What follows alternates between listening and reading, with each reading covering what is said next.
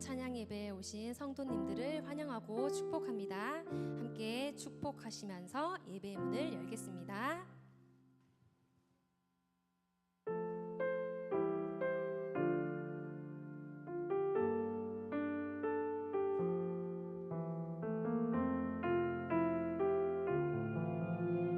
서로를 축복하시면서 주의 말씀 앞에서 주의 말씀 앞에서 당신은 참된 예배자 그토록 찾으시던 하나님의 기쁨 주의 말씀 앞에서 주의 말씀 앞에서 당신은 참된 예배자 그토록 찾으시던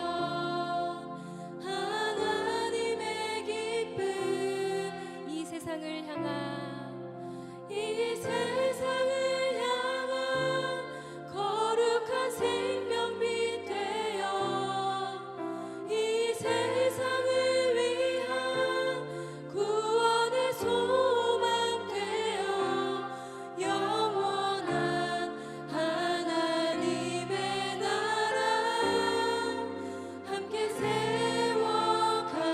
세워가리 주의 부르심 따라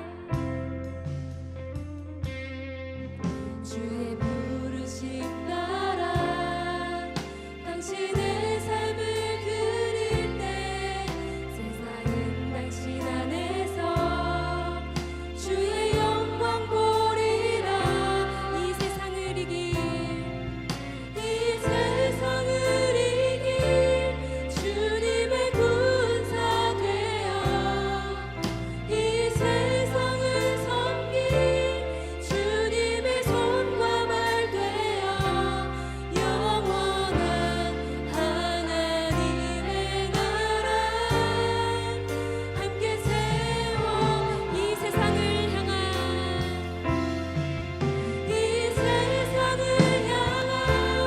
거룩한 생명빛 되어 이 세상을 위한 구원의 소망 되어 영원한 하나님의 나라 함께 세워 이 세상을 이길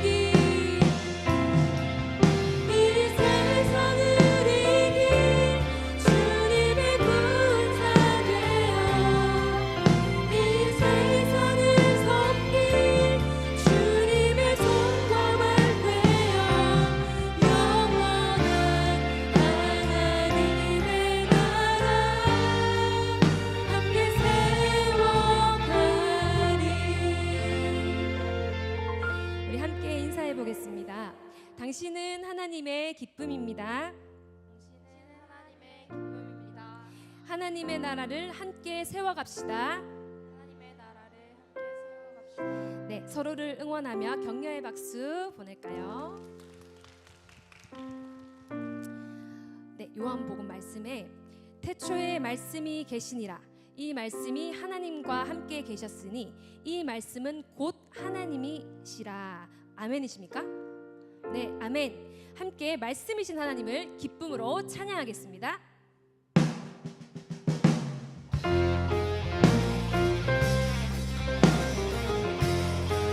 예수님이 말씀하시니 예수님이 말씀하시니 물이 변하여 포도주 됐네. 예수님이 말씀하시니 물이 변하여 다시 예수님이 말씀하시니 물이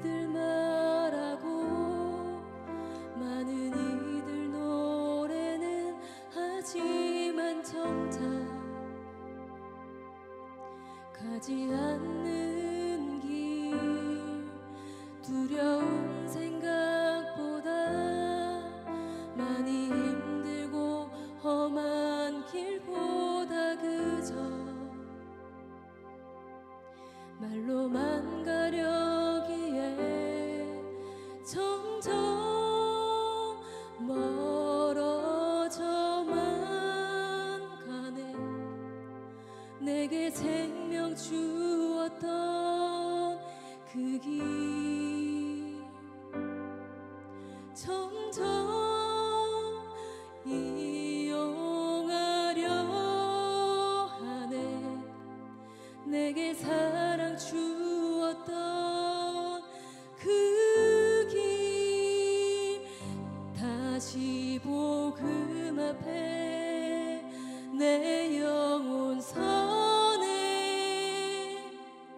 주님 만난 그때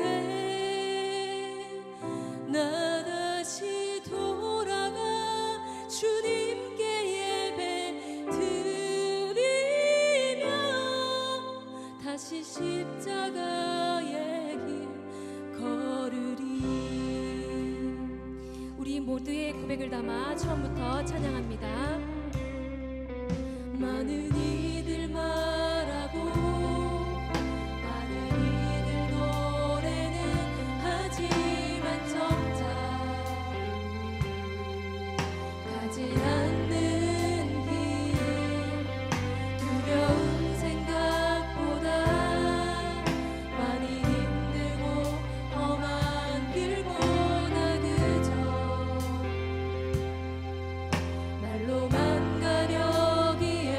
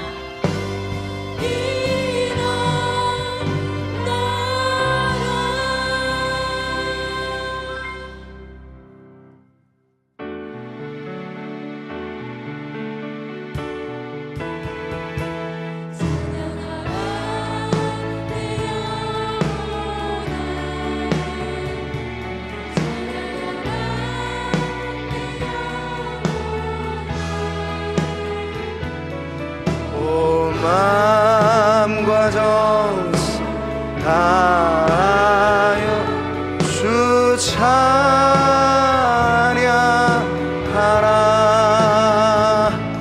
경배하라 내 영혼아, 경배하라 내 영혼아. 온 마음과 정성 다하여 주 경배하라.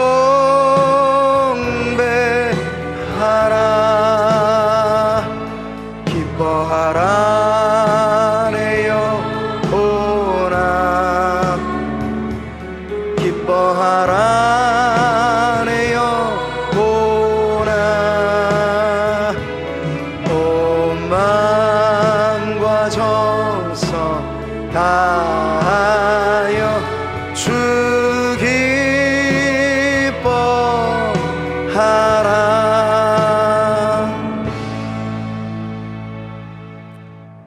감사함으로 그 문에 들어가며 찬송함으로 그의 궁정에 들어가서 그에게 감사하며 그의 이름을 송축할지어다. 하나님 감사합니다. 이 명절 연휴에 이어지는 주일에도 불구하고 우리 성도들이 예배의 자리를 최우선으로 지켜 주께 예배함이 어떤 자리 어떤 일보다 우리의 기쁨이요 우리의 행복이라 고백하며 오늘도 이 오후 찬양 예배의 시간 모이게 하시니 감사합니다.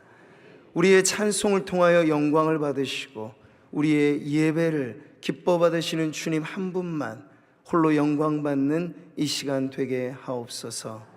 예배 시종을 주님께 의탁드리며 예수님의 이름으로 기도하옵나이다. 아멘. 자, 우리 한번 힘차게 손뼉 치면서 찬양하겠습니다. 내가 예수 믿고서 죄사함 받아 나의 모든 것 다 변했네. 지금 내가 가는 길 천국길이요 주의 피로 내 죄가 씻겼네. 나의 모든 것 변하고 그 피로 구속받았네. 하나님은 나의 구원 되시오니 내게 정죄함 없겠네. 주님 밝은 빛 되사 어둠에 치니 나의 모든 것 다 변했네. 지금 내가 주 앞에 온전케 됨은 주의 공로를 의지함일세. 나의 모든 것 변하고 그 피로 구속받았네. 하나님은 나의 구원 되시오니 내게 정죄함 없겠네. 내게 성령이 임하고 그 크신 사랑 나의 맘에 가득 채우며 모든 공포 내게서 물리치시니 내 맘 항상 주 안에 있겠네. 나의 모든 것 변하고 그 피로 구속받았네. 하나님은 나의 구원 되시오니 내게 정죄함 없겠네.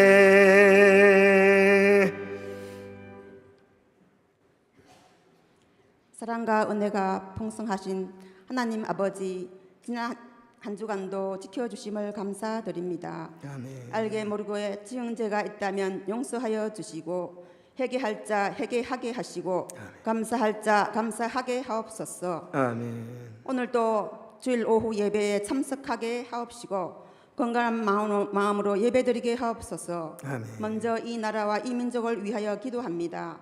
이 나라를 지켜주시고 평화 통일이 이루어지게 하옵소서. 아멘. 모든 정치자들에게 지혜를 주시고 이 나라를 잘 이끌어가게 하옵소서. 아멘. 또한 상모교회를 위하여 기도합니다. 상모교회가 교회의 사명을 잘 감당하게 하옵시고 우리 하나님 함께 하시는 복된 교회가 되게 하옵소서. 아멘. 이 시간 오후 예배에 참석한 모든 성도님들을 축복하여 주옵시고 아멘. 기도 제목이 이루어지게 하옵소서. 아멘. 이 시간 설교하시는 담임 목사님도 하나님의 말씀을 잘 증거하게 하시고 은혜 받는 이 시간 되게 하옵소서. 아멘. 부부 찬양대에 드려지는 찬양도 하나님께는 영광이요 성도님들께는 기쁨과 은혜의 시간 되게 하옵소서. 아멘. 명절을 앞두고 있습니다. 우리 성도님들 고향을 오고 갈 때에 지켜주시고 고향 방문이 전도의 기회로 삼게 하옵소서. 아멘. 감사드리며 거룩하신 예수님 이름으로 기도드립니다. 아멘. 아멘.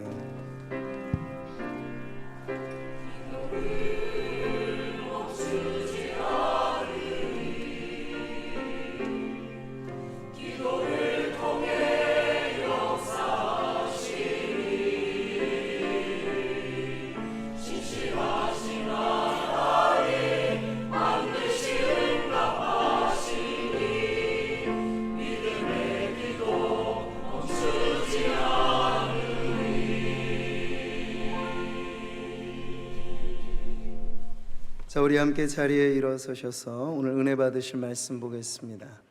신약 성경 마가복음 5장 18절부터 20절 말씀, 신약 60면에 있습니다. 다 같이 받들어 읽겠습니다. 예수께서 배에 오르실 때 귀신 들렸던 사람이 함께 있기를 간구하였으나 허락하지 아니하시고 그에게 이르시되 집으로 돌아가 주께서 내게 어떻게 큰 일을 행하사 너를 불쌍히 여기신 것을 내 가족에게 알리라 하시니 그가 가서 예수께서 자기에게 어떻게 큰 일을 행하셨는지를 데가볼리에 전파하니 모든 사람이 놀랍게 여기더라. 아멘. 부부 찬양대의 찬송으로 하나님께 영광 돌리겠습니다.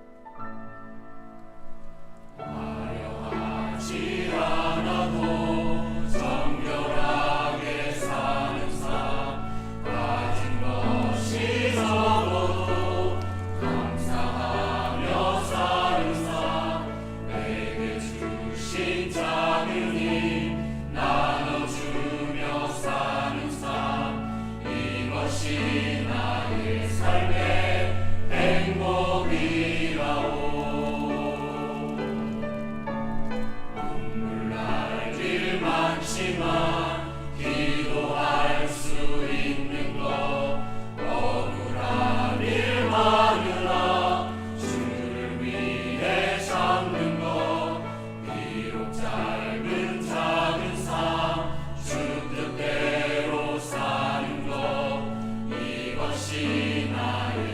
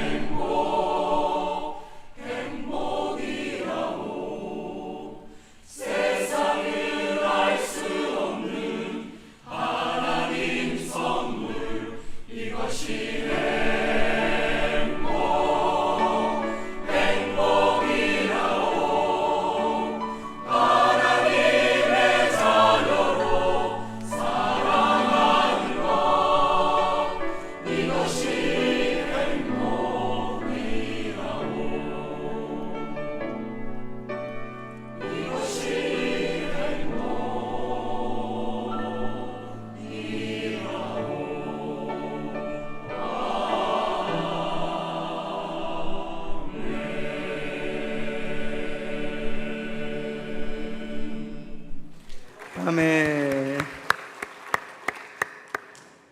하나님 감사합니다. 우리 부부 찬양대가 이렇게 부부가 한 몸 되고 한 마음 되어 한 쌍으로 아름답게 주님 앞에 서서 찬양하는 이 모습이 하나님 보시기에 얼마나 정말 귀하고 사랑스럽고 또 기뻐하실지. 하나님, 우리의 마음이 주님을 기뻐할 때 하나님도 이로써 최고의 영광을 받으시는 줄 믿습니다. 이 명절을 보내며 우리 사랑하는 성도들의 마음 안에 주를 향한 이 기쁨이 샘솟게 하여 주시옵소서. 이것이 우리의 행복이라 간증하며 살게 하옵소서.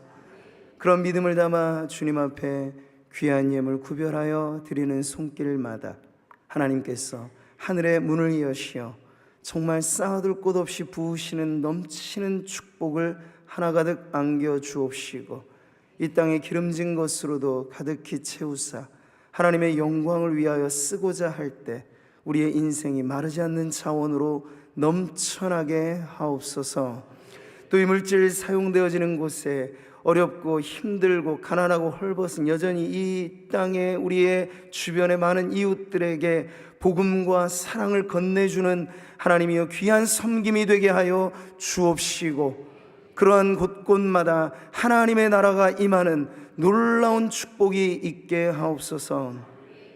오늘도 이 예배 자리에서 주의 말씀에 귀 기울여 나아갈 때 주여 우리의 마음 눈을 밝히사 하나님의 부르심에 하나님이여 두 눈 뜨고 하나님 앞에 비전으로 우리의 가슴이 뜨거워지는 은혜로운 이 시간 되게 하여 주옵소서.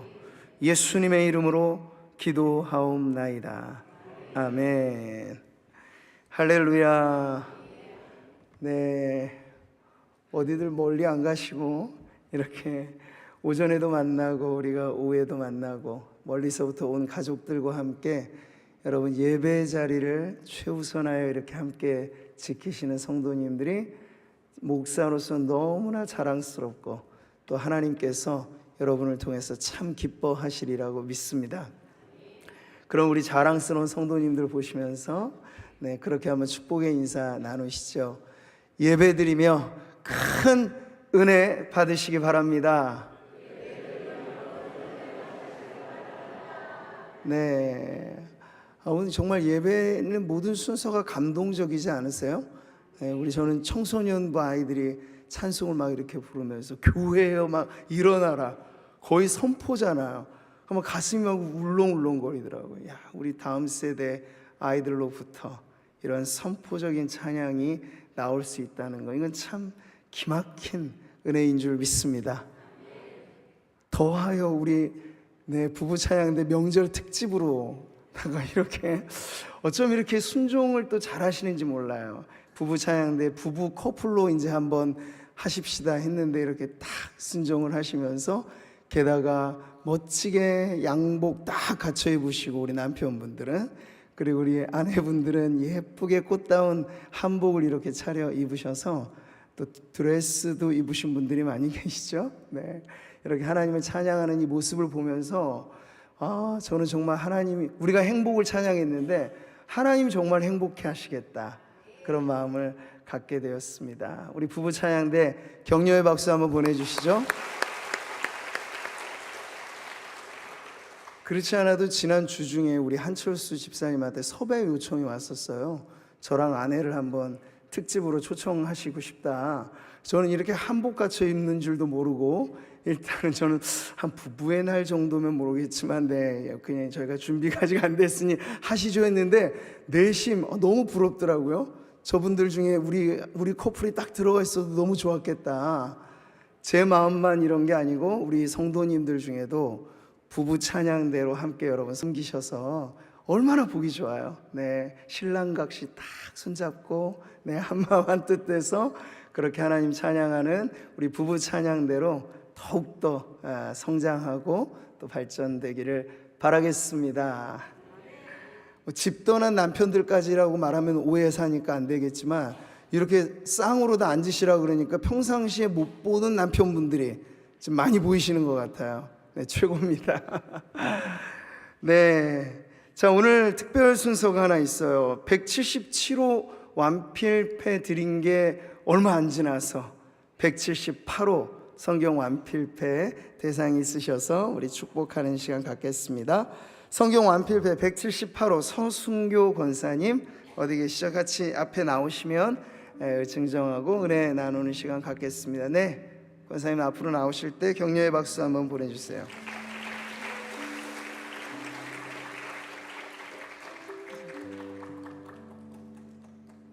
자, 여기 서시죠. 기념패 제 178호 성경 전권 완필 권사 서순교 권사님께서는 평소 하나님의 말씀인 성경 읽기를 생활해 오시면서 성경 전권 쓰기를 완료하였기에 이를 기념하여 이 패를 드립니다. 모든 성경은 하나님의 감동으로 된 것으로 교훈과 책망과 바르게 함과 의로 교육하게 유익하니 이는 하나님의 사람으로 온전케 하며 모든 선한 일을 행하기에 온전케 하려 함이니라. 디모데후서 3장 16절 17절 말씀. 주후 2024년 9월 15일 대한예수교 장로회 구미 상모교회 담임목사 조준환. 드릴 때 한 번 더 격려의 박수 보내주시죠.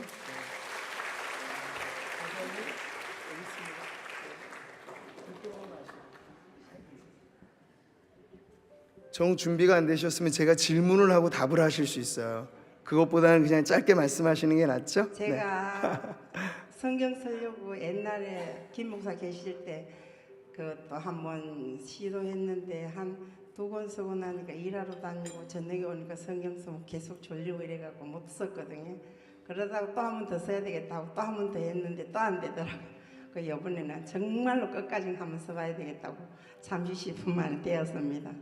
그런데 성경 읽을 때는 정말로 무슨 말을 읽고 나면 돌았으면 다 잊어버리는데 성경을 쓰다가 보니까 정말로 하나님 말씀이 너무 좋고 정말로 또 쓰고 싶다는 이런 마음이 계속 들었어요. 그런데 한번 써보니까 눈이 너무 안 좋아져 갖고 2번 쓰기는 너무 힘든 것 같아서 중간쯤 쓰다가 그만 쓸까 하다가 아유, 이번에는 끝을 봐야지 내가 될 것 같아 갖고 최선을 다해서 썼더니 한 2년 좀 넘게 쓰니까 다 써지더라고요. 그래서 너무 감사하게 정말로 이걸 다 쓰고 나니까 이제 뭘 하지? 성경 쓸 때가 제일 재밌는 것 같고 즐거웠거든요. 다 쓰고 나니까 할 일이 없어 너무 심심한 것 같아요. 그래서 이제는 쓰는 건 조금 그만두고 읽는 거 열심히 해야지 이렇게 하면서 정말로 성경 쓰면서 많은 것을 깨달은 것 같습니다. 감사합니다. 네, 축복합니다. 아유, 수줍어하시면서 권사님 어떻게 이렇게 말씀을 잘하세요? 네, 야, 성경을 쓰시느라고 연세가 있으시면 눈도 침침하고 그러신데 눈이 조금 더 이렇게 집중해서 쓰시다 보니까 침침하셨다. 근데 권사님 천국 가셔서 보시면 권사님 눈이 제일 제 용도를 다한 기간이 이 성경 완필하신 기간인 걸 알게 되실 거예요. 우리 다른 분들도 성경을 쓰느라고 팔도 아프고 또 눈도 아플 수 있습니다. 그러나 여러분, 이 눈과 손과 발과 이 모든 걸 어디다가 뭐 힘주고 쓰시려고 하시겠어요? 하나님의 말씀 읽고 암송하고 쓰고 하는 그 은혜로서 우리 성도님들의 삶이 더 풍성한 은혜를 누리시기를 축복합니다. 이제 179호를 기다리고 있으니 쓰시는 분들 계속해서 끝까지. 권사님 좋은 말씀 하셨어요. 이번엔 끝을 봐야지 하셔서 쓰시니까 끝을 보셨습니다. 그러니까 아주 끝내주는 권사님 되셨잖아요. 이렇게 반짝반짝거리는 완필패 받으시고, 네, 계속해서 이러한 우리 은혜를 이어가는 우리 성도님들 되시기를 바라겠습니다. 네, 오늘 우리 함께 봉독한 말씀 통해서요, 설교 제목 같이 한번 보시죠. 변화가 일어나는 자리. 네, 오늘 제가 설교를 하고 나서 부를 찬양이 있는데 이 찬양을 한번 먼저 불러봤으면 좋겠어요. 이게 나 같은 죄인 살리신이라는 고전적인 찬송을 새로운 멜로디에 넣어서 부르는 찬양이라서 한번 우리가 설교 전에 같이 불러보고 설교 말씀 나누고 같이 부르면 좋겠어요. 가사는 아마 잘 아시는 거고, 이제 중간에 브릿지라고 하는 연결된 부분만 조금 익히시면 될 거예요. 아주 은혜로운 이 팝 찬송으로 아주 은혜로운 찬양이거든요. 같이 한번 불러보도록 하겠습니다.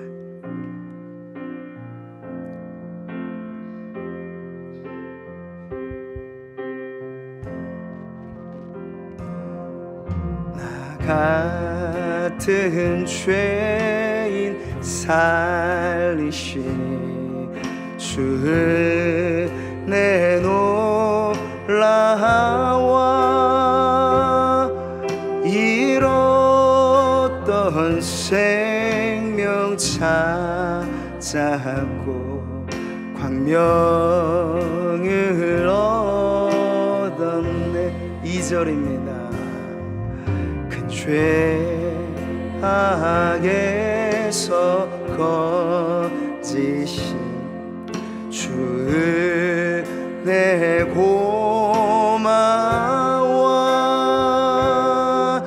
나 처음 믿은 그 시간 귀하고 귀한 나의 결박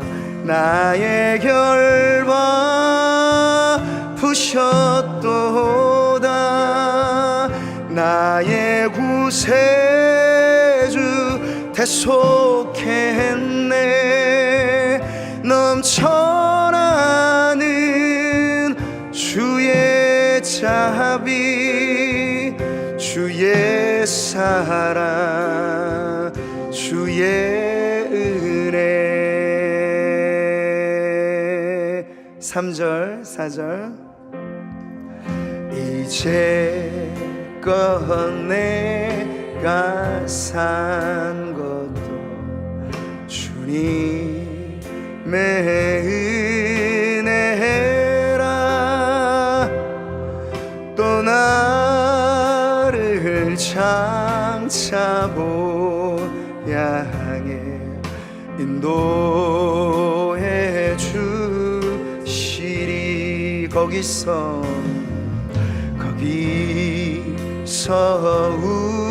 우리 영원히 주님의 은혜로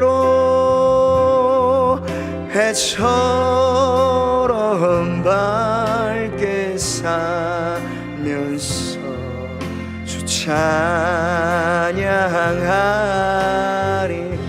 나의 결박 부셨도다. 나의 구세주 대속했네. 넘쳐나는 주의 자비, 주의 사랑. 나의 결박 부셨도다. 나의 결박 오셨도다. 나의 구세주 대속했네. 넘쳐나는 주의 자비, 주의 사랑. 거기서 우리 영혼이, 거기서 우리 영원히 주님의 은혜로 해처럼 밝게 살면서 주 찬양하리라.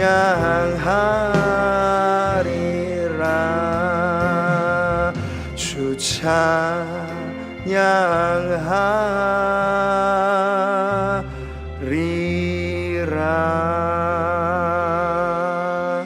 할렐루야. 어메이징 그레이스. 우리가 놀랍고 또 놀라워해야 할 주님의 은혜에 대한 감동이 오늘 예배, 특별히 말씀 듣는 성도님들에게 가득하시기를 바라겠습니다. 자, 우리가 지난 몇 주간 계속해서 오후 찬양 예배에 변화라는 주제를 가지고 말씀을 나누고 있어요. 저는 보통 주일 오후 찬양 예배는 이 목양적인 메시지를 좀 갖고 교회가 흘러가는 흐름 속에 지금 중요한 토픽, 주제가 뭔가를 이렇게 준비하면서 전하거든요. 지금 우리는 아주 중요한 변화의 기로에 서 있습니다. 특별히 이제 다음 주 중직자를 우리가 선출하는 그런 뜻깊은 그런 공동의회를 앞두고 있고, 그래서 사람이 새로워진다는 건 결국 그 사람들로 구성된 교회라고 하는 공동체가 새로워지는 자리이죠. 근데 어떻게 우리는 이 외적인 변화의 흐름을 이어서 우리의 내적인 영적인 변화로 가져갈 것인가 해서 저는 이 변화를 아주 중요한 주제로 지금 나누고 있는 것입니다. 먼저 여러분, 우리가 변화를 일으키는 사람, 요한복음 9장에 나와 있는 실로암 사건에서 게임 체인저라고 말하죠. 판을 뒤집는 사람. 그냥 그 나물에 그 밥 아니고요. 그냥 구웠던 고기판에 계속 타는 줄도 모르고 고기만 새로 굽는 게 아니고 판을 바꾸는 것, 이걸 게임 체인저라고 말을 하는데, 예수님이 그런 분이세요. 예수님은 그냥 우리의 가던 길에 조금 더 수정하는 정도의 변화가 아니고 속에서부터 뒤집어 놓는, 태풍이 일어나면 바다 깊은 곳도 휘저어 놓잖아요. 그래서 태풍이 생태계에 있어서는 이따금씩 주기적으로 필요하다는 건 바로 바닷물을 휘젓는 에너지가 태풍에서 나오기 때문입니다. 근데 예수 그리스도와의 만남이라고 하는 건 가벼운 사건이 아니에요. 가볍게 취급해서도 안 되죠. 그 변화를 경험하게 되면 날적부터 맹인이었던 사람이 눈을 뜨는 것과 같은 기상천외한 놀라운 역사가 일어나게 된다는 것이 복음서가 우리에게 전해주는 복음의 능력입니다. 네, 그래서 그렇게 변화되니 그 사람이 어떻게 변하던가요? 수줍고 늘 앞을 못 보고 사람들에 의해 자리에 앉혀져서 그저 동냥이나 하면서 연명했던 그 사람이 간증을 하는 걸 들어보니까요, 뭐 주변에 어떠한 억압, 압박에도 굴하지 않고, 난 예수를 만나서 내가 이렇게 눈 떴는데 당신들은 그걸 왜 모르냐, 오히려 부모와 주변의 종교 지도자들에게 도전적인 간증을 하는 사람으로 그가 바뀌었죠. 변화는 변화를 일으킵니다.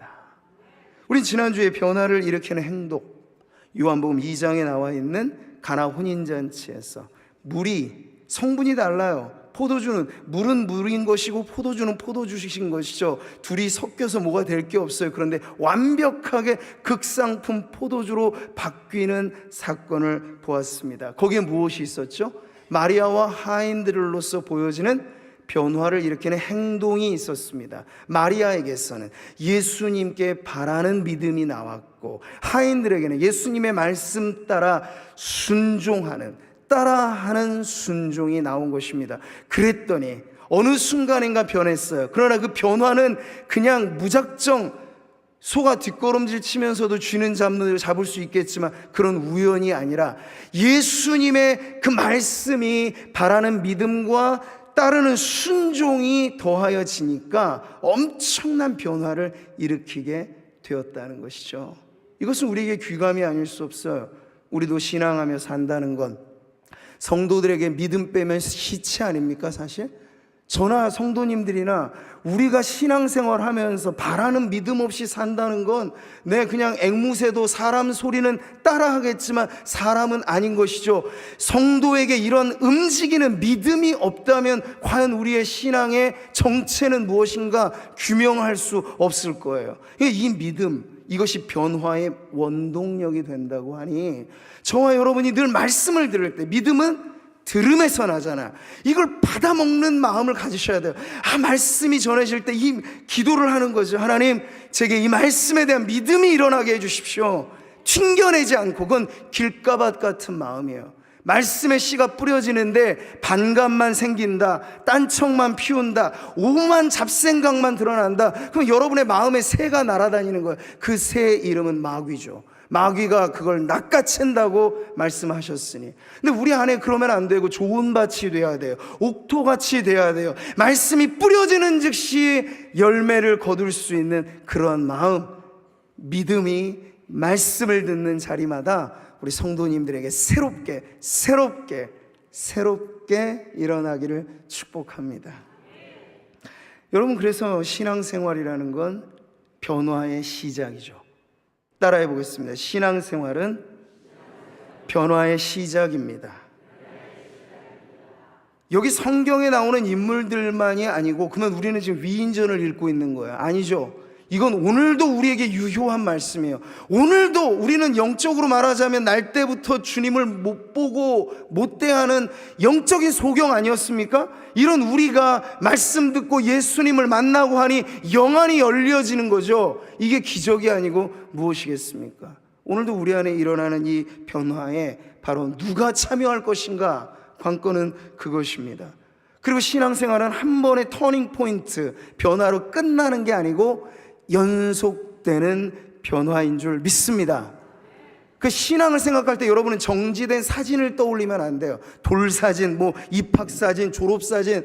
우리는 추억의 사진을 두고 생각하잖아. 그런데 그건 정지된 이미지예요. 그런 신앙은 말하자면 움직이는 동영상 같은 거죠. 끊임없이 생동감 있게 움직이고 또 움직이는 거예요. 언제까지? 우리의 숨이 끝나는 그 순간까지. 정지된 사진 내 한 컷 한 컷을 모아두는 신앙생활이 아니고 오늘도 여전히 주의 말씀으로 움직이는 그러한 신앙이 우리 성도님들의 믿음 되기를 바랍니다.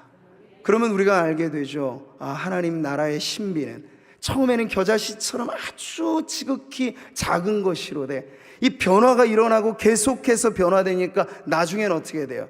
후이 창대해지죠. 그래서 새들이 와서 깃들일 만큼 우람하고 울창한 나무가 되는 겁니다. 우리가 예수님을 믿어 신앙생활 한다는 건 1년, 10년, 몇십 년의 변화 주기가 계속해서 전진 앞으로 가는 것이지 후진은 없어요.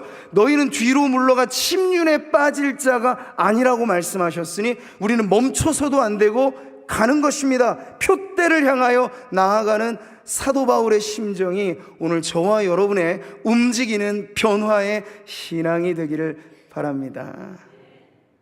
따라해 보겠습니다. 변하지 않으면 변질된다. 명심하셔야 돼요. 우리는 경사도 한 45도 정도 되는 곳에 세워진 자전거를 탄 사람처럼 신앙생활을 하셔야 돼요.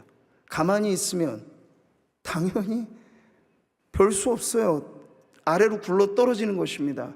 경사도가 이 정도니 힘을 내서 여러분 페달을 돌려야 간신히 위로 올라가는 것이죠. 초신자 때보다 신앙생활을 오래 한다는 건 여러분 기억하십시오. 경사도가 더 급해지는 거예요. 쉬워지는 것 아닙니다. 고난은 더 가중될 수 있어요.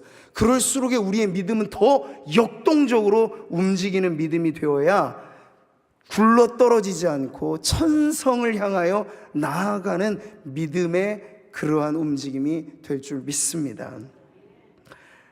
제가 지난주로부터 첫 모임을 시작한 훈련 모임이 있어요. 이건 비하인드, 그 겉으로 드러나는 훈련 학교에는 없는, 연초에 우리 피택된 두 분의 안수 집사님과 자원에서 함께 교육에 참여한 네 분의 시무 장로님들 6분, 저와 함께 7명이 이 엘더 스쿨이라고 하는 아주 좋은 모임과 교육의 시간을 시작했습니다. 주일날, 오늘도 이어할 거예요. 모든 것을 마치고 한 번 더 모임을 갖는다는 건 저로서도 그렇고 참여하는 분들도 매우 피곤한 일이죠. 근데 그럼에도 불구하고 우리가 이 중요한 기로에서 이런 모임을 갖는 목적은 교회를 섬기는 리더십으로서, 저는 그러한 믿음이 있거든요. 담임 목사가 퇴보하기 시작하면 교회의 정체는 급속도로 일어나게 될 것입니다.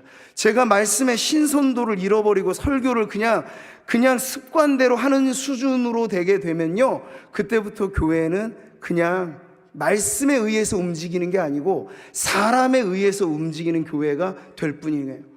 마찬가지죠. 교회를 담임하는 목사뿐만 아니라 교회에 앞장서서 리딩 그룹이라고 말하는, 앞장서 섬기는 중직자들의 변화가 담보가 되지 않으면 어디서 변화를 우리가 기대할 수 있겠습니까? 프로그램은 얼마든지 새로운 걸 도입할 수 있어요. 건물도 때가 되면 뜯어 고칠 수 있어요. 그러나 사람이 바뀌지 않고 건물이 바뀐들 교회가 새로워질까요? 사람이 바뀌지 않고 프로그램만 새로운 걸 도입한다고 교회가 바뀔 수 있을까요? 아닙니다. 천만의 말씀이에요. 사람이 변해야 됩니다. 성도가 변해야 됩니다. 앞장선 중직자들이 변해야 합니다.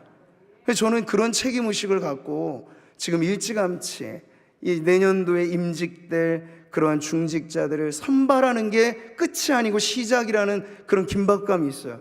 그러니까 다음 주 공동회의를 통해서 선출되게 되는 그분들은 좋게 한 6개월 정도 남는 기간 동안 어떻게 하든지 저와 함께 훈련의 배를 타신다고 생각하셔야 돼요. 그냥 머릿속에다가 이론만 집어넣는 교육이 아닐 것입니다. 몸을 움직여서 교회를 섬긴다는 건 모든 분들이 꺼리는 그 일부터 내가 솔선수범해서 하는 것이 중직자의 덕목이다라고 하는 걸 그 6개월 기간 동안에 여러 많은 봉사의 프로그램도 이제는 도입해서 알차게 교육을 시키려고 해요. 그 이유는 하나님 나라는 이미 된 사람을 통해서가 아니고 될 사람들을 통해서 새롭게 변화될 것이기 때문입니다. 그러니 우리 성도님들 게시판에 나와 있는 분들, 여러분이 다 알지도 못하시는 분들이 많을 거예요. 근데 거기서 누굴 가리고 뽑고 하는 게 아니고 우리는 저 분들을 통해서 이제는 당회가 선출해서 이분들은 모두가 다 후보자의 기본적인 소양과 자질은 있는 분이다 라고 하면 교회가 그걸 적극적으로 받아서 이분들을 세워두면 그 다음에 작업이 중요한 거예요. 훈련시키고 정말 몸을 움직여 교회를 섬기는 법을 가르치고 해서 임직식에 즈음해서는 정말 빛난 안수 집사님들, 반짝반짝 빛나는 권사님들을 세워가는 그런 교회가 되면 우리에겐 여전히 희망이 있고 여전히 우리 교회가 변화를 선도하는 그런 교회로 앞장서게 될 줄 믿습니다. 그래서 제가 이런 심정을 담아서 이 변화에 대한 말씀을 나누고 있다는 것을 우리 성도님들이 아시고 이걸 기도의 제목으로 삼고 그렇게 변화되어지는 우리 교회, 멈추어 정주하지 않고 움직이는 그런 교회가 되기를 소망하며 기도하시기 바라겠습니다. 자, 오늘 본문에 보면 그 인생 최악의 상태에서 최선의 상태로 변화된 사람이 등장합니다. 말 그대로 최악에서 최선으로 변화된 사람. 거라사인의 지방에, 여러분 거라사라고 하는 지역은 그 당시 로마 제국에서는요 이 데카폴리스라고 부르는 10가지 핵심 도시 중에 하나였던, 문명이 꽃을 피웠고 상업 무역의 중심지 아주 찬란한 도시였습니다. 근데 여러분 그 도시하고는 너무 어울리지 않는 이 한 사람을 우리는 말씀에서 보게 되죠. 그는 누구입니까? 공간복음 모두에서 이 사건을 다루고 있는데 말하자면 최악의 구렁텅이에 빠져 있는 인생입니다. 여러분 1, 2절 말씀을 보시죠. 예수께서 바다 건너편 거라사인의 지방에 이르러 배에서 나오심에 곧 더러운 귀신 들린 사람이 무덤 사이에서 나와 예수를 만나니라. 아멘. 꽤나 길게 서술된 본 사건이에요. 1절부터 쭉 이어지는 내용을 보면요, 근데 이 시작의 변화는 어디서부터 출발한다는 게 너무 명확하죠. 예수님과의 만남입니다. 예수님을 만나니 더러운 귀신 들려 무덤 사이를 전전긍긍하고 일찌감치 가족에게도 버림받고 사회에서도 방출되어 여기 이렇게 인생의 막장에 짐승만도 못한 대접을 받고 살아가는 이 인생이 어떻게 변화되는지를 지금 성경은 우리에게 똑똑히 보여주고 있는 것이죠. 그로 말하자면 통제불능의 상태입니다. 쇠사슬을 매도 마력이라는 게 있어서 귀신 들린 사람을 만나면 꽤나 힘이 세요. 네, 그 마귀적인 힘이 있다고요. 그걸 가지고 막 쇠사슬도 끊어내고 풀어가고 하니까 어디 가둬둘 수도 없어요. 근데 그는 늘 더러운 귀신, 일반 귀신도 아니고 더러운 귀신이 들려가지고 그 음산한 무덤가에서 그렇게 자기 거주지인 양 살고 하는 이런 사람이었죠. 근데 이 통제불능의 인생이 어느 날 갑자기 다가온 예수 그리스도라고 하는 존재와 맞닥뜨리게 된 것입니다. 이 만남이죠. 그랬더니 말이죠, 그가 와서 하는 말이 이렇습니다. 같이 보세요. 그가 멀리서 예수를 보고 달려와 절하며 큰 소리로 부르짖어 이르되 지극히 높으신 하나님의 아들 예수여, 나와 당신이 무슨 상관이 있나이까? 원하건대 하나님 앞에 맹세하고 나를 괴롭히지 마옵소서 하니. 네, 자, 이것은 그 사람의 말이라기보단 그 사람을 통해 외쳐지는 귀신의 외침이라고 아시면 되겠어요. 자, 이렇게 귀신이 발광하기 시작한 이유는 일찌감치 예수님께서 그 정체를 간파하고 멀리서부터 너 그 사람에게서 나와라 축기 명령을 하셨기 때문이에요. 그래서 지금 나오라는 명령 앞에 지금 나오기 싫어서 발광하듯이 발버둥 치면서 지금 외치는 게 이 소리라는 거죠. 예수님께서 한 번 더 묻습니다. 너 도대체 정체가 뭐냐? 네 이름을 밝혀라 하니 이렇게 말합니다. 내 이름은 군대라, 우리가 많음이니이다 라고 말해요. 그러니까 귀신 하나도 아니고 군대급의 귀신이 지금 한 인격체를 사로잡고 있다고 생각해 보세요. 우리가 보통 정신질환에서 다중인격이라든지 조현병이라든지 정신병리학적인 그런 문제에서 다루는 문제도 물론 있겠습니다만, 성경에 나와 있는 이런 정신분열적인 측면의 어두운 측면은 대개 이 귀신 들림으로부터 나오는 경우들이 많습니다. 근데 이 케이스는 더더군다나 힘든 케이스, 군대급의 귀신이 한 인격을 사로잡고 있으니 이게 어지간해서는 풀어나올 수가 없는 상태라는 걸 보여주고 있는 거죠. 뒤에 나오는 우리가 사건을 보면 압니다. 그럼에도 불구하고 예수님께서 명하시죠. 아니, 나는 너희 군대 그 귀신들을 이 사람 안에 가둬둘 수 없어. 너희는 나와라 하여 돼지떼, 거라사인이 아마 공동조합식으로 운영하는 돼지 농장이었던 것 같아요. 들어가니 몇 마리가 떼죽음을 당합니까? 자그마치 2,000마리가 떼죽음을 당하는 그러한 상황을 보면, 뭐 그렇다고 해서 귀신의 수가 2,000이라고 말할 필요는 없겠습니다만 2,000마리의 돼지를 몰사시킬 만큼의 파괴력, 그것이 지금 한 사람의 인생을 완전히 송두리째 짓뭉개고 있다는 걸 우리가 보면 그 비참의 정도가 어느 정도인지 알 수 있다는 것. 자, 여기서 질문이요. 여기서 중요한 건 뭘까요? 2,000마리의 돼지떼가 잃어버려서 경제적인 손실이 이만저만 아니었죠. 그래서 그 거라사의 공동조합에 있는 사람들이 와서 예수님 제발 우리를 떠나소서, 또 다른 피해가 생길까 두려워서 그랬습니다. 그러면 여기서 중요한 건 2,000마리 떼죽음을 당한 돼지떼일까요? 아니면 여기 나와 있는 사람들의 경제적인 손실일까요? 아닙니다. 더 중요한 것은 여기 한 사람, 여기 한 인격, 여기 한 영혼이 있다는 얘기죠. 오늘 본 사건은 예수님께서 한 인생의 생명의 값어치는 천하보다 귀한 것이라고 말씀하신 것의 실제적인 내용의 아주 극적인 장면이라 할 수 있겠습니다. 귀한 한 영혼을 그러나 사람들은 귀하게 여기지 않았습니다. 그들이 치는 돼지떼가 더 소중했고 그들이 갖고 있는 여러 가지 많은 소유가 더 중요했지, 여기 이제 완전히 망가져버린 인생은 누구 하나 거들떠보지 않는 버림받은 인생에 지나지 않았어요. 근데 그 최악의 인생에 예수님은 동의하지 않으시죠. 네가 나를 만났으니 이제는 너는 더 이상 최악일 수 없다. 이제 네가 나를 만났으니 너의 인생은 바로 최선으로 이끌어가는 나의 구원을 보리라. 주님이 그러한 의미로 이 묶여있는 한 인생을 구원해 주신 것입니다. 자, 오늘 우리가 읽은 본문은 후속 부분의 내용이죠. 만약 여러분이 이 본문에 나와 있는 당사자가 되셨다면 어떨까? 이건 죽다 살아나는 경험이죠. 정말 자기 이성을 상실하고 완전히 비인간적인 되어져 버린 그런 누군가가 예수님 덕분에 정신이 온전해지고 사람 꾸실하게 되고 그랬다고 하면 이건 엄청난 변화죠. 만약 그 주인공이 나였다면, 여러분 그렇게 예수님을 극적으로 만났다면 그 다음 어떻게 반응하실까요? 우린 여기 나오는 이 사람의 반응을 그래서 우리가 이해할 수 있는 겁니다. 그는 말하기를, 예수께서 배에 오르실 때 귀신 들렸던 사람이 함께 있기를 간구하였으나 주님 따르리라, 이제 내 한 몸 주님 위에 바치리라, 이런 거죠. 정말 주님의 은혜를 뜨겁게 체험하는 모두의 고백 아닙니까? 이제 내가 사는 것은 나를 위해서가 아니라 주님을 위해서 사는 한평생이 되겠습니다. 아주 적극적인 헌신의 고백을 하고 있어요. 자, 그런데 여러분 의외의 반응이 나오죠.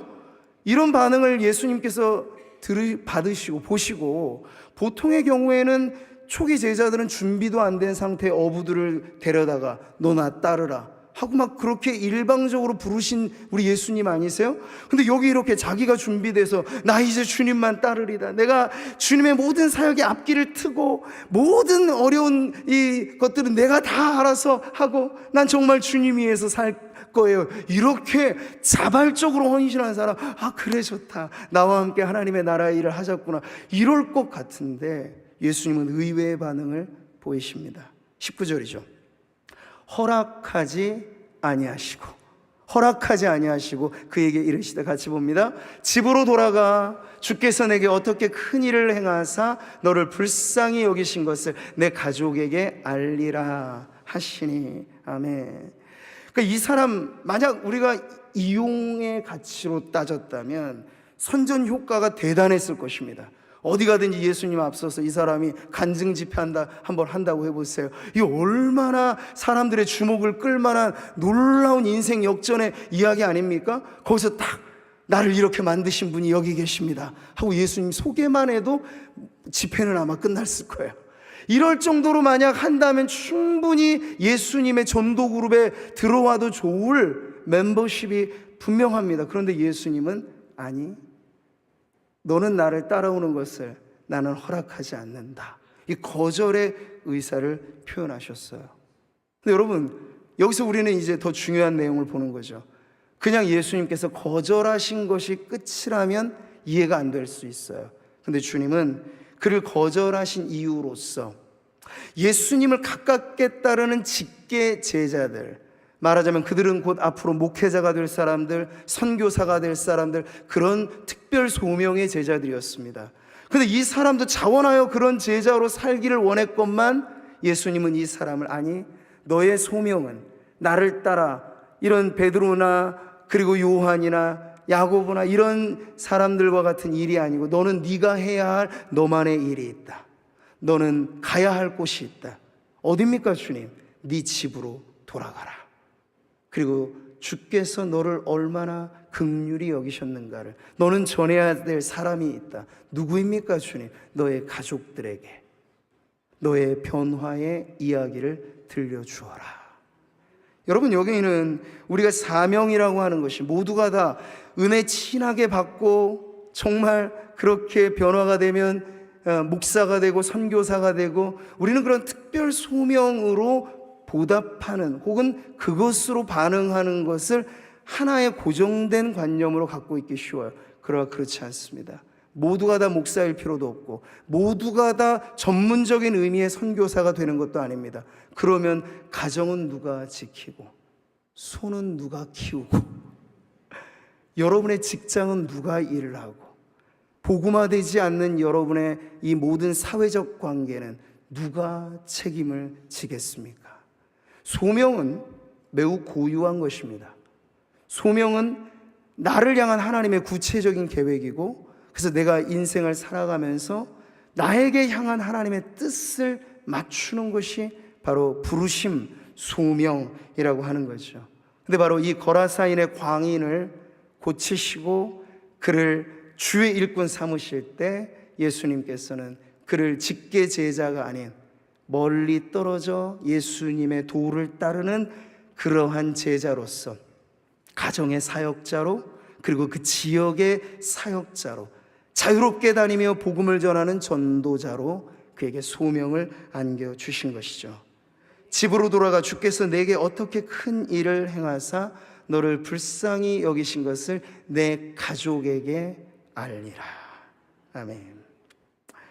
여러분, 우리가 쉽게 생각해봐도 이 사람이 귀신 들린 상태가 언제였을지는 모르지만 아마 그 증상이 심화되면서부터 그는 가족에게도 외면당했을 것이고, 그 전에 알았던 친구 관계도 다 끊어졌을 것이고, 사회적으로 이 사람만 그렇게 매장을 당했을까? 아닙니다. 저 귀신 들린 아들을 둔 부모, 귀신 들린 형제를 둔 저 사람, 가족 전체가 사회적인 매장, 왕따를 당했을 게 분명하죠.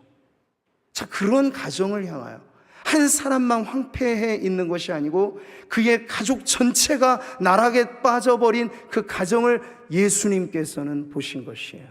그래, 너는 나를 따라서 더 원대한 길을 가고 원대한 꿈을 갖는 것도 필요할지 모르나 지금 너에게는 아주 시급한 사명이 있으니 황폐한 그 땅, 너희 가정이라고 하는 그 땅에 가서 너가 이렇게 예수라고 하는 존재를 만나 인생이 변한 그 복음의 이야기, 그게 간증이죠. 간증을 나누어라고 주님이 그를 파송하신 것이에요.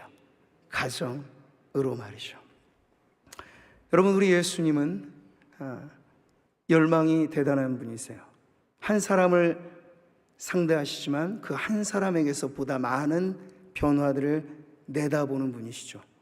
한 사람이 정확히 예수님과의 만남으로 그 변화가 그냥 구렁이 담 넘어가듯이 아니고 담 넘어 들어가는 목자의 문이 아니라 담치기에서 넘어가는 도둑 같은 신앙이 아니고 예수라고 하는 문을 정확히 통해서, 오늘 삭개오를 우리가 오전에 들었잖아요. 그렇게 자기가 회심하되 마음 한켠만 회심하는 게 아니라 삶의 주머니까지도 회심하고 그의 못돼 먹은 이 말과 행실마저도 한꺼번엔 아니라면 서서히 변화되어지는 그런 변화라면 여러분, 그 변화는 한 사람에게서 시작해서 주변의 많은 변화를 이끌어가는 능력이 있다는 걸 여러분 믿으시기를 바랍니다.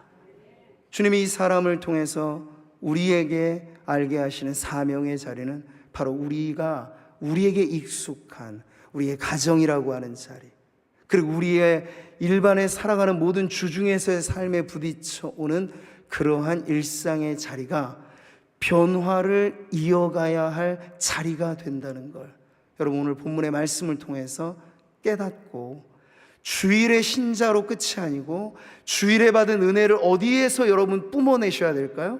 주일에 말씀 듣고 예배 드리며 받은 은혜가 있다면 여기에서 고이 간직하고 다음 주에 와서 이거 또 꺼집어 보고 추억의 사진 감상하듯이, 그것 아닙니다. 주일에 받은 은혜는 주중에 흘려보내세요. 여러분의 삶에. 그래서 제가 훈련하기 시작되면 제가 직접 훈련하는 그 과목 중에 하나, TGIM, Thank God It's Monday, 월요일에 새벽을 열어 하나님의 말씀으로 세상을 감당하라고 하세월이라는 프로그램으로 우리 주로는 직장 생활을 하는 우리 성도들에게 제가 월요일 아침에 일정 기간 훈련을 시킵니다. 그 취지는 너무 분명해요.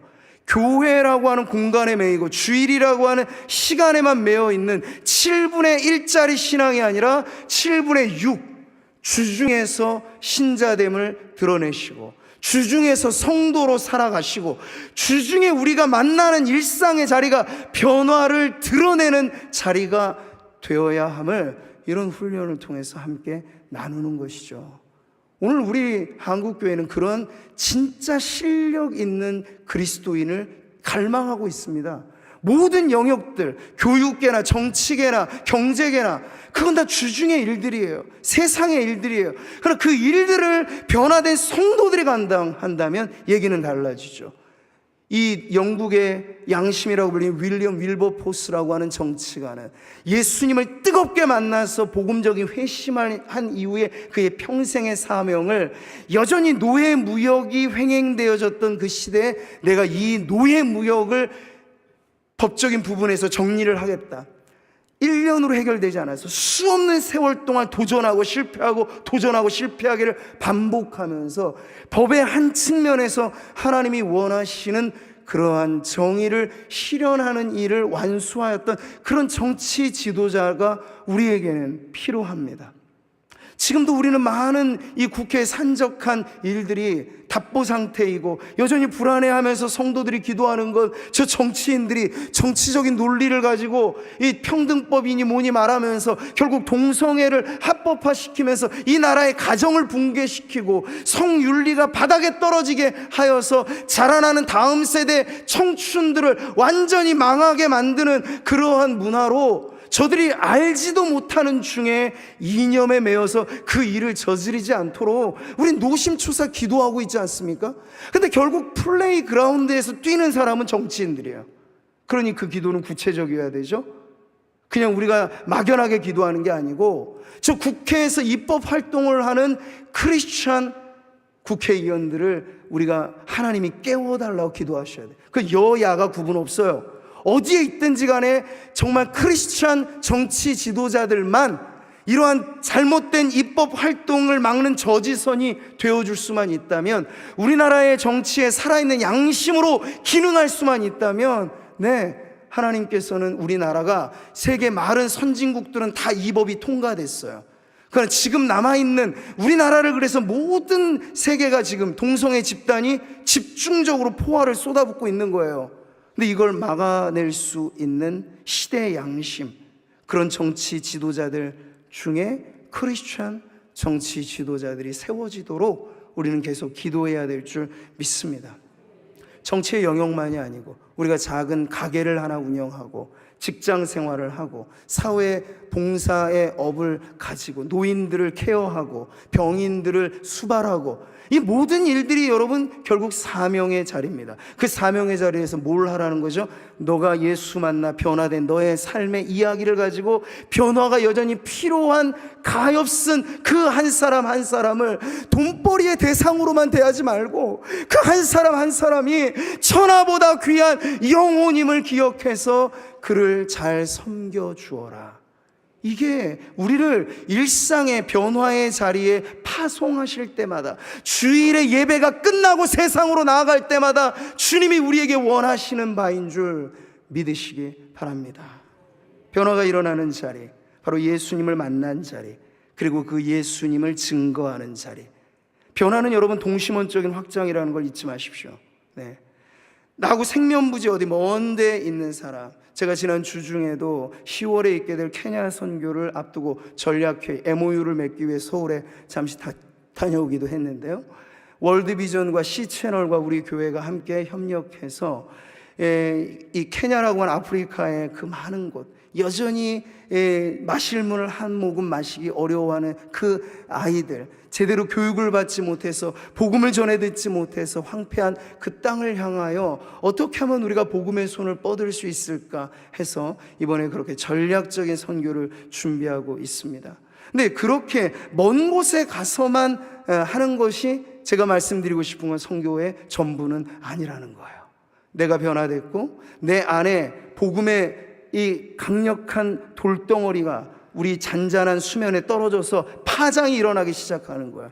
잔잔한 호수에 돌을 던지면 파동이 일어나잖아. 그럼 중심에서부터 밖으로 뻗어나가는 변화죠. 이와 같습니다. 거라사인의 그 광인이 변하니 주님은 그를 가정으로 파송하십니다. 그가 가정에 가면 그 다음 이야기는 오늘 결론에서도 보듯이 그 가정만 변한 게 아니고 그 주변 일대의 변화의 사건이 계속해서 연쇄적으로 일어나게 된 것을 우리는 알 수 있습니다. 자, 오늘 우리는 이 주일을 지나서 내일부터 3일간 연휴를 이어 추석 명절을 보냅니다. 멀리 떨어졌던 가족들을 다시 만나고, 오래 만났은 인간적인 회포를 풀고 서로 호호실실 웃으며 교제를 나누는 아름다운 가정의 모임을 우리가 꿈꾸죠.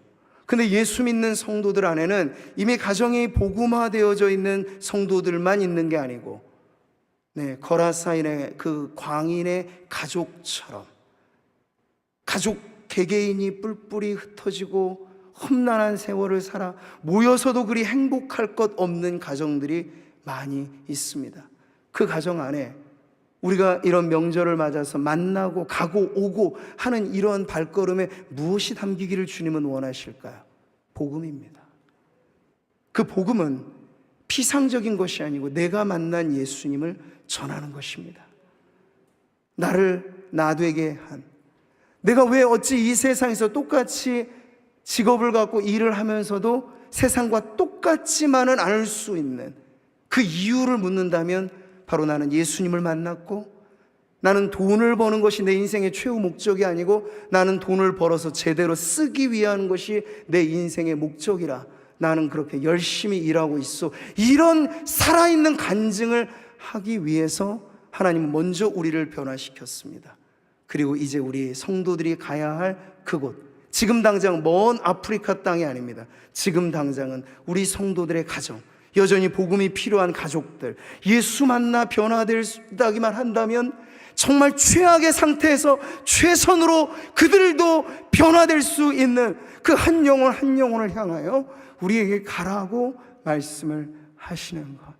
오늘 이 오후 찬양 예배가 성도님들에게 그 파송의 자리가 되기를 축복합니다.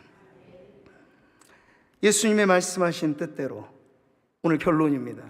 이 제정신을 차리고 귀신 들림에서 해방된 이 사람은 그 말씀에 순종을 하였습니다.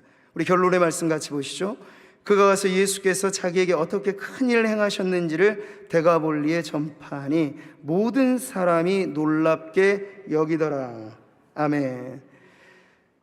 머물고 싶었으나 주님은 가라 하셨습니다. 너는 나를 따라오는 것이 네 사명이 아니고 니네 가정으로 가서 나를 증거하는 게 너의 사명이다. 그 말씀을 듣자마자 이 사람 정신을 딱 차리고 알겠습니다 주님, 가겠습니다 하여 그가 가니, 여기 그 가정의 이야기는 나오지 않는 이유가 뭘까요? 그것은 이미 해결된 문제이기 때문입니다. 그 다음 오히려 더 넓은 범위에서 이 사람이 가는 곳곳마다 현장의 전도자가 되었던 이야기를 지금 보여주고 있는 것이죠. 이 얼마나 놀라운 변화입니까? 이 사람의 변화가 놀라운 변화일 뿐만 아니라 그 사람을 만난 사람들도 똑같은 반응을 보이고 있죠. 놀랍다, 놀랍다. 어찌 최악의 인생이 저처럼 온전하여질 뿐만 아니라 이제는 자기를 위하여 살지 않고 남을 위하여 사는 인생으로 바뀔 수 있을까? 놀랍다, 놀랍다. 그를 보는 세상의 반응이 이러하였습니다. 저는 오늘 이 말씀의 결론에서 다시 한번 복음은 우리를 여전히 놀래킬 만한 하나님의 능력이 된다는 걸 여러분 믿으시기를 바랍니다.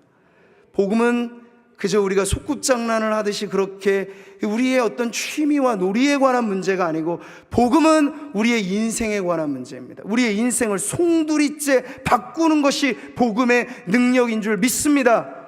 그래서 성령이 임하고 권능을 받으면 동심원적인 변화가 한 개인이 아니고 한 교회만 아니고 그 교회로부터 지역과 나라와 민족과 결국에는 땅끝까지 그 파장이 이어가리라 하는 것을 주님이 말씀하셨죠. 근데 그 중간에 우리는 시작과 과정이 엄청난 변화의 소용돌이가 있어야 그게 가능한 변화라는 걸 또한 잊어서는 안 되겠습니다. 예수를 믿되 제대로 믿어야 됩니다. 제대로 예수님을 믿는다는 건 내 삶에 예수 믿어 일어나는 변화가 복음적인 변화가 되어야 한다는 것이죠. 그러니 오늘 이 말씀을 통해서 제가 설교 전에 같이 불렀던 찬양, 이것이 성도들 모두의 18번 아닙니까? 놀랍고 놀랍다, Amazing Grace라고 하는 이 노래가 우리의 삶에서 불려지는 그런 찬송이 되고, 이 노래 자체가 예수님의 살아계심을 증거하는 간증이 되고, 세상을 참으로 진정 놀래켜야 할 복음의 능력으로 그렇게 변화시키는 저와 여러분 되시기를 바라면서 우리 끝으로 이 같이 찬송 믿음의 고백으로 올려드리도록 하겠습니다.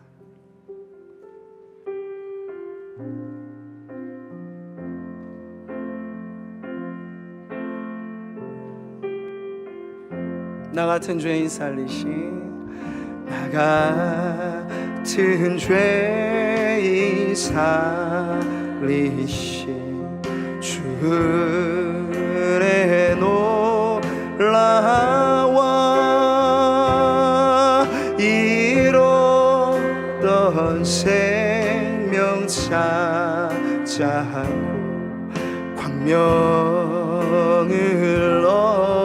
얻으니 큰 죄악에서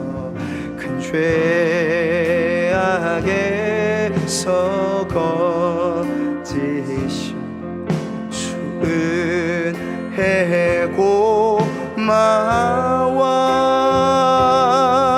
나 처음 믿은 그 신 귀한 이 거라사인의 간증이 그러지 않았을까요?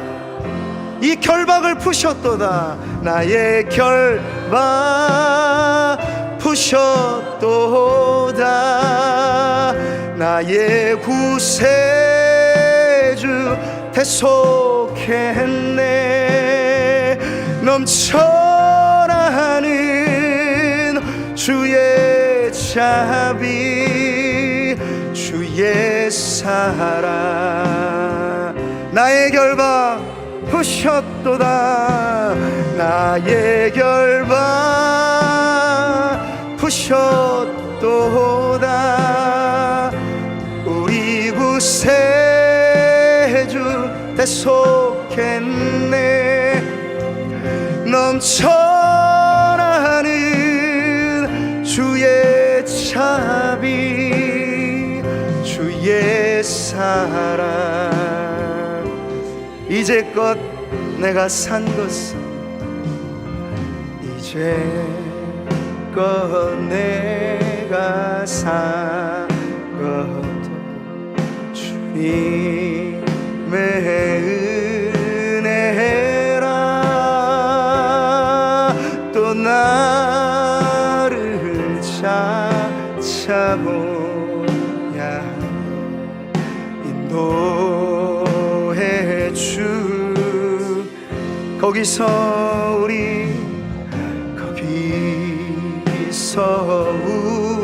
우리 영원 주님의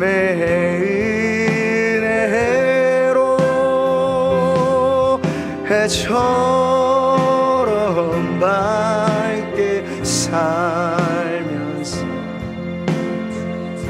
자 이것이 나의 간증 나의 노래가 되길 바랍니다 나의 결박 푸셨도다 나의 결박 죄의 사슬을 끊고 우리에게 참 자유를 주신 하나님 이제 더 이상 죄에 매여 살지 말라고 우리에게 이 자유를 주셨습니다 아멘 주의 자비 주의 사랑 자 이 감격이 우리 안에 새롭게 되기를 바랍니다 나의 결박 푸셨도다 나의 구세주 대속했네 넘쳐나는 주의 자비 주의 사랑 거기서 우리 영원히 거기서 우리 영원 주님의 은혜로 해처럼 밝게 살면서 주 찬양하리라 해처럼 밝게 해처럼 밝게 살면서 주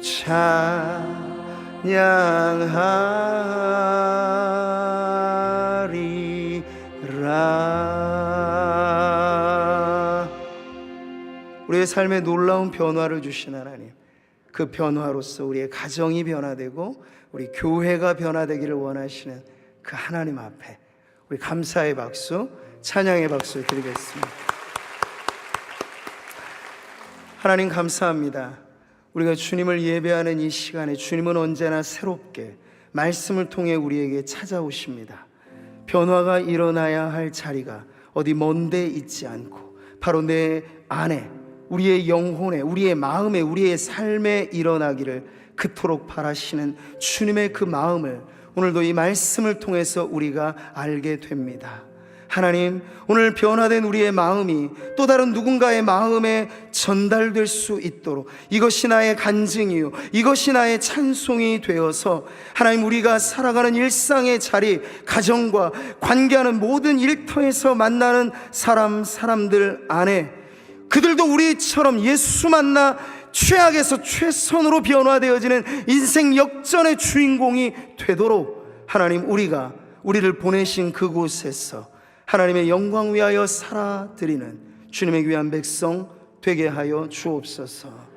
이제 추석 연휴를 우리가 이어가면서 우리 성도들의 가정이 가슴 아픈 이야기들이 많이 있고 눈물 어린 기도의 제목들이 많이 있는 그 성도의 가정들마다 하나님 웃음꽃 피고 예수 안에 기쁨과 희락의 강수가 흘러넘치는 믿음의 가정 되게 하여 주시옵소서. 아픈 가족들로 인하여 힘겨워하는 우리 성도들의 가정마다 우리 주님이 친히 왕진하여 주셔서 그 아픈 몸을 어루만져 주옵시고 위로의 손길로 보담아 주셔서 환우인 성도뿐만 아니라 돌보는 모든 성도들의 가족 안에 위로와 소망이 넘쳐나는 우리 성도들 되게 하여 주시옵소서.